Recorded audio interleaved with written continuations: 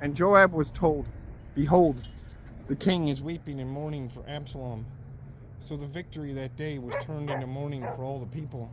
For the people heard it said that day, The king is grieved for his son.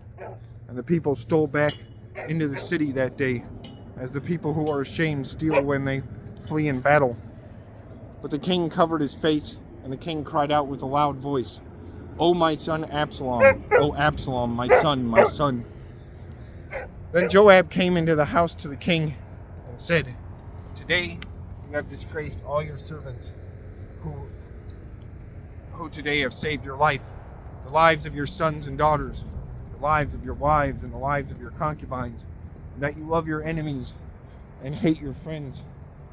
For you have declared today that you regard neither princes nor servants. For today I perceive that if Absalom had lived and all of us had died today, then would have pleased you well. Now therefore arise, go out and speak to comfort your servants.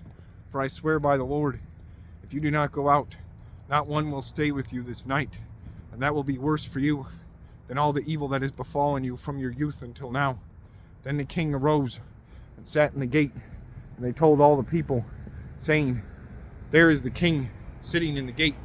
So all the people came before the king, for every one of Israel had fled to his tent. Now all the people were in a dispute throughout all the tribes of Israel, saying, The king saved us from the hand of the enemies. He delivered us from the hand of the Philistines, and now he has fled from the land because of Absalom. But Absalom, whom he anointed over us, has died in battle. Now therefore, why do you say nothing about bringing back the king?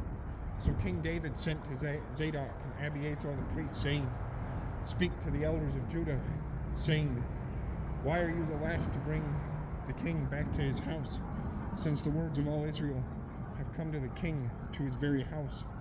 You are my brethren, you are my bone and my flesh. Why then are you the last to bring back the king? And say to Amasa, Are you not my bone and my flesh? God do so to me, and more also, if you are not commander of the army before me continually in the place of Joab. So he swayed the hearts of all the men of Judah, just as the heart of one man, so that they sent the word to the king, Return you and all your servants. Then the king returned and came to the Jordan, and Judah came to Gilgal to go to meet the king, to escort the king across the Jordan. And Shimei, the son of Gera, a Benjamite, who was from Bahurim, hurried and came down with the men of Judah to meet King David. There were 1,000 men of Benjamin with him, and Ziba, the servant of the house of Saul, and his 15 sons and his 20 servants with him. And they went over the Jordan before the king. Then a ferry boat went across to carry over the king's household and to do what he thought good. Now Shimei, the son of Gera, fell down before the king when he had crossed over the Jordan.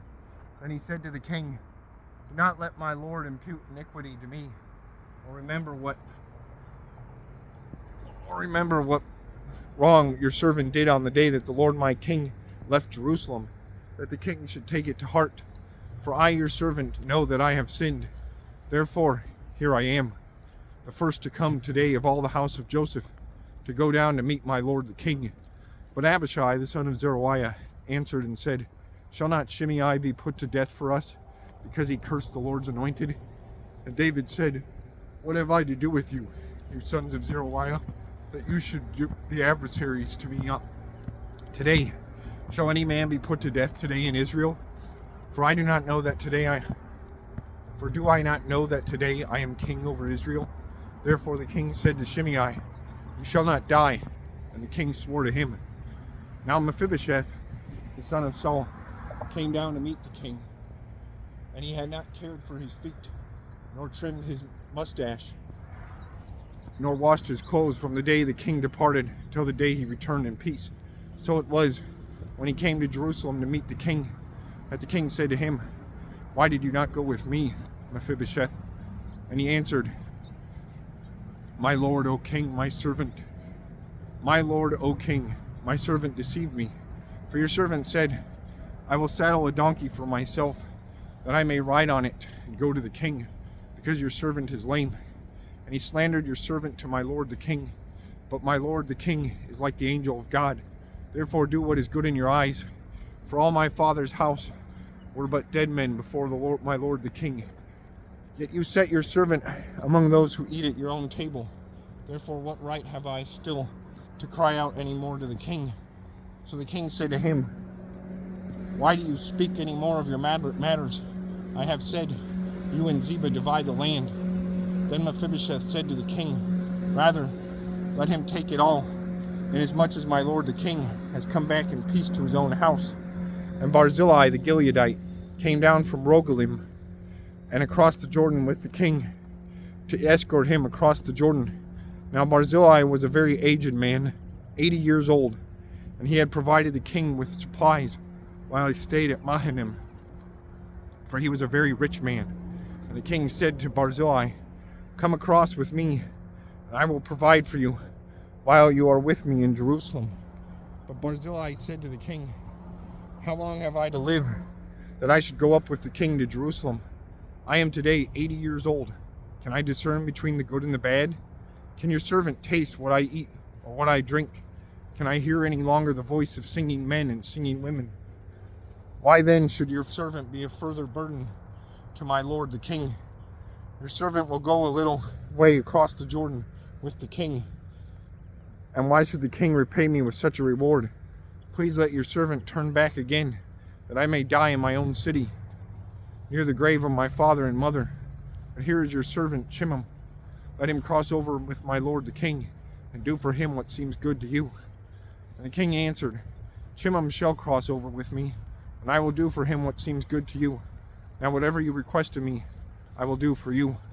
Then all the people went over the Jordan, and when the king had crossed over, the king kissed Barzillai and blessed him, and he returned to his own place. Now the king went on to Gilgal, and Chimham went on with him, and all the people of Judah escorted the king, and also half the people of Israel. Just then all the men of Israel came to the king and said to the king, why have your brethren, the men of Judah, stolen you away and brought the king, his household, and all David's men with him across the Jordan? So all the men of Judah answered the men of Israel, because the king is a close relative of ours. Why then are you angry over this matter? Have we ever eaten at the king's expense, or has he given us any gift? And the men of Israel answered the men of Judah and said, we have 10 shares in the king, therefore we also have more right to David than you. Why then do you despise us? Were we not the first to advise in bringing back our king? Yet the words of the men of Judah were fiercer than the words of the men of Israel.